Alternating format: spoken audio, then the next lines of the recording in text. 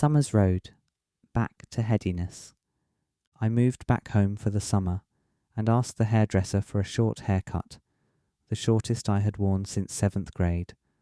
I was tired of putting out the long hair hippie vibes, and I thought that the drastic cut could help me get out of my green power habit. In the same vein, I removed artwork from my bedroom wall and threw most of it away. This wasn't just 3 or 5 pictures. Throughout high school, I had more or less covered an entire wall in my room with my own psychedelic collage. There were high school art projects, gifts from friends, and many other irreplaceable pieces of work that I now wish weren't gone forever. Most are now only captured accidentally in the background of old Basefoot photos. Among those pieces of work was the painting Rashid and I made on my first DSL connection.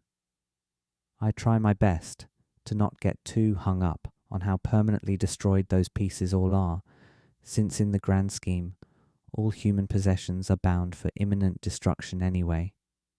But occasionally, I wish I could stare upon those pieces for a glimpse into the past.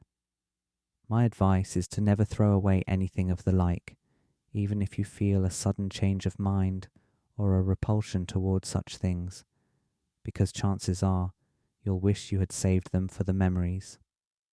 In short, I decided at this point in my life that I was done with the identity I had curated since high school, and that meant destroying the wall of memories in my bedroom. I started work at a nearby Adidas outlet store and actually enjoyed my newfound sobriety.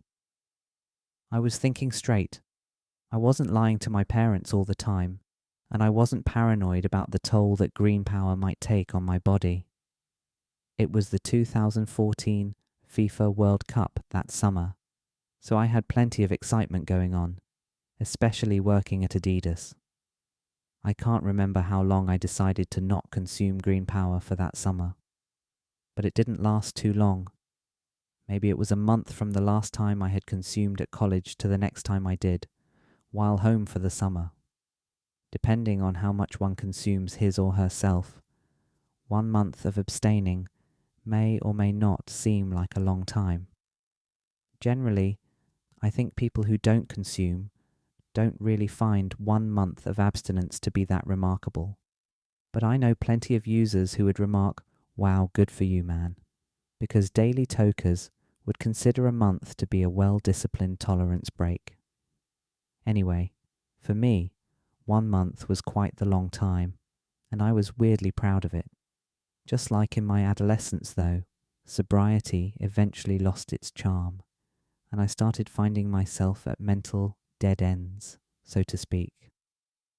I would exhaust my sober activities, become bored, and want a little something extra to spice things up in the brain. With a little help from my friends, as one would expect, it wasn't long before I was back to a more or less daily habit of consuming green power.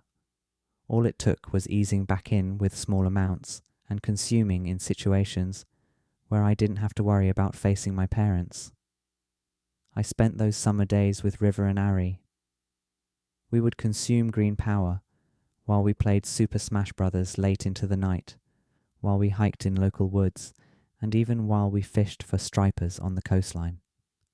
It was an excellent way to spend the summer, and it brought me back from my paranoid retraction from green power.